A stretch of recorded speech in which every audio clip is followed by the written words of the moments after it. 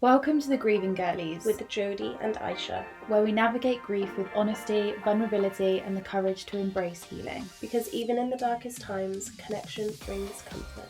Welcome to episode 2 of the Grieving Girlies. Today we're going to be talking about the top 3 things that have helped us, especially in our initial stages of our grieving journeys. The thing that helped me most through my journey, especially at the start, was therapy. Now, we both have a different view on therapy, which we will go into in its own episode, but yeah, for sure. Therapy saved my ass. I had a lot of trauma that I was already dealing with, and I needed to get it off my chest. Yeah. And when Mum passed, it was disgusting. It was just horrible. Yeah. And I had a lot of guilt because I felt like I could have done more to save my mum. Like I'm Superman or something. Like, what did I expect? But I just felt like I could have done more when I did the absolute most I could, and I cannot blame myself, and I did a lot. So therapy saved me, and I don't think I could have done it without my therapist, because she was also a bit of a mother figure to me at the time also. So losing my mum and then finding someone who felt like supported me, and like it feels like she loves me also, and she cares about me, and she is amazing. And I feel like I need the number to your therapist. Genuinely, yeah, she's incredible, so I'll send it to you. I love that. That's good. So one of the main things that I would say helped me a lot, still does, especially in the early days, but honestly still like every single day now, was being close to the people that Jack spent a lot of time with and that he was really close with. Those are my like little slices of Jack, like being around them. That was like his life, like going to see his mate, going like to do stuff with his dad or do stuff with the boys, the dogs, or with me. Like that was his life. So it was kind of like keeping a tiny little bit of normality, I suppose, by seeing them, because I feel like had I have then gone from seeing them all the time when I was obviously with Jack to then not seeing them at all, that would have been like another loss in a sense, like losing all the people around him. So staying close, and to be honest, like I'm closer with them now because we've been through this together, and like we support each other on the really hard days and blah blah blah.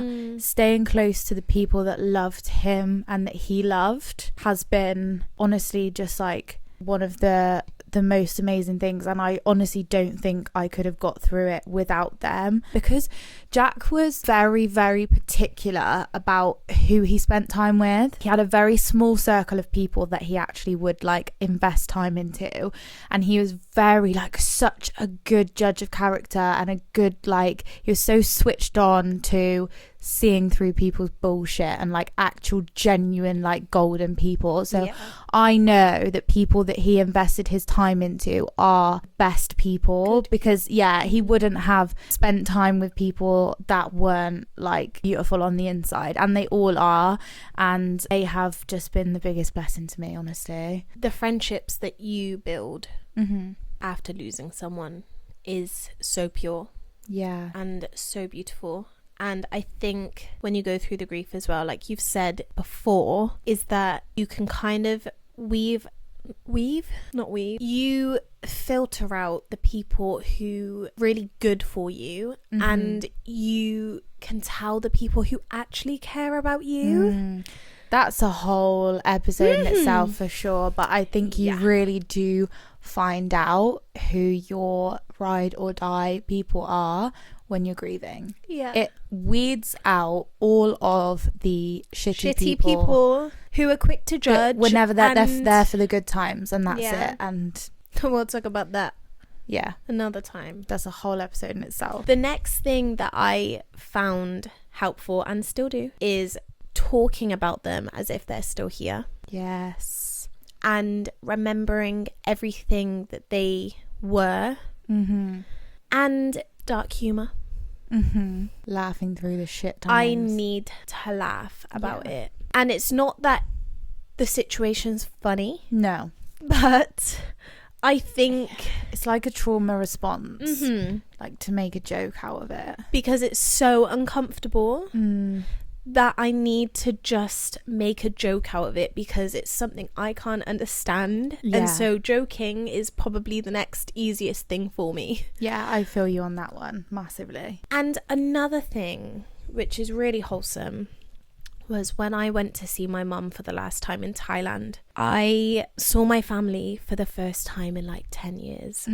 And they said to me, like, it was really sweet. They were like, you're so much like your mum. And like the way you laugh and the way you joke and the faces you pull, you are so similar. And it was like I started to love myself a bit more for that also. And I had this huge fear that, especially like coming into 2025, I felt like I was leaving her behind, which isn't true because I will always be her, basically, because you're a part of her. Exactly. Yeah. And I find so much peace in that. That is so emotional. And I genuinely like love myself a bit more for it as well because I love my mummy as well. This is not the right day for this because I could cry right now. So one of the other things that I do, I was going to say I do it religiously. I fall off with doing it, and I notice massively when I've fallen off with doing it, is setting time aside for, I call it a grief day, but setting time aside for a day or an hour or an evening or whatever it is that you can fit in, where I will intentionally do nothing but grieve. Essentially, a lot of the time I will be like, right, do you know what? I have been really ignoring my feelings. Bottling it. I've been bottling it. I've been trying to girl boss my way through life, and I am on the version of a mentee be. So I'm like, I need to let some shit out. So I will do all the things, like I'll watch a sad film. I will like go to Jack's Flowers and take flowers. I will go to our little spot and like talk to him. I'll write to him. I'll journal, like all of these things that I find myself avoiding. So on those days I'll take time, and I'll even just like have a bath, do a face mask, do like make myself feel a little bit good as well, like go for a nice walk, like treat myself to a coffee, like whatever it is, just to basically prioritize myself, my feelings, my body, my emotions, like everything. Whatever I feel, I literally will just like sit with myself, and whatever I feel like I need to do it, but not like the day-to-day where I just avoid because I want to get shit done. I want to do this, I want to do that, and so I'm just avoiding it because I'm like, I don't have time to sit and have a breakdown right now. Like, no, I've got to get on with I've got to get on with it. I've got to go to work. I've got shit to do.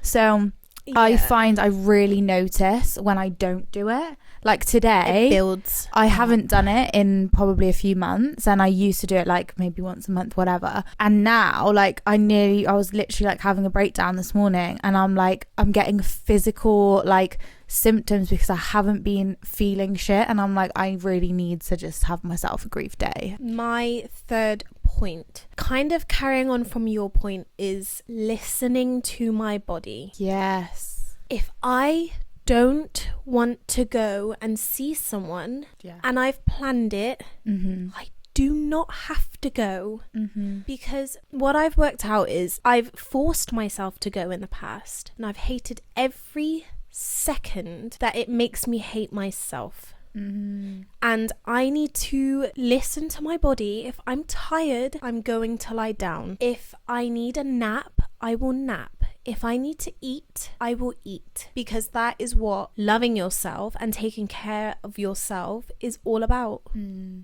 That is something that I am not very good at, but I am getting like consciously getting better at it. And at times people think I'm really selfish and I'm being boring, and you know what, I couldn't give a fuck. I also sometimes I'm like, oh, I wish I could give a fuck. but I don't. Yeah. Because I'm not bothered. Yeah.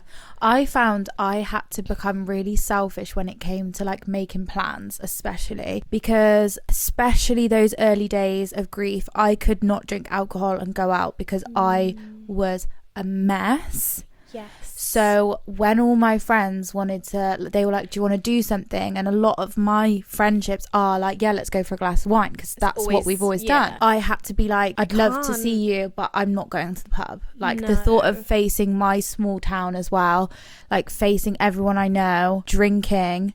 Also, my boyfriend worked in the pub that we used to go in all the time. So being back there with him not in it, I was just like, no. So I had to become quite, like you say, selfish in those terms of being like strict with yourself. I need these boundaries and I need to stick to them, because otherwise I will fall apart. And I think that is such a learning curve, especially when you're not like that as a person before grieving. And you've had to learn this. Yeah, like you always put everyone else first, and then all of a sudden you're like, no, I don't want to do that. I'm not going to. You don't have to. Yeah. So again, we are going to do a whole episode on this, but to touch on it, because it's been a huge part of my life since losing Jack, has been learning about spirituality and kind of developing my views on it and like my feelings towards it.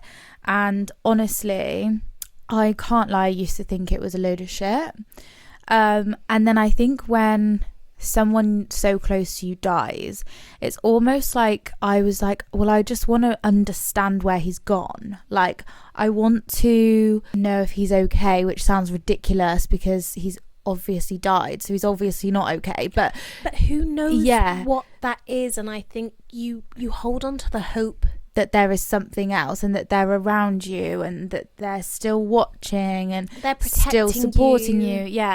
So I kind of went down a bit of a rabbit hole of like watching videos, reading books, going to mediums, going to like spiritualist church, stuff like that, and figuring out what I believe.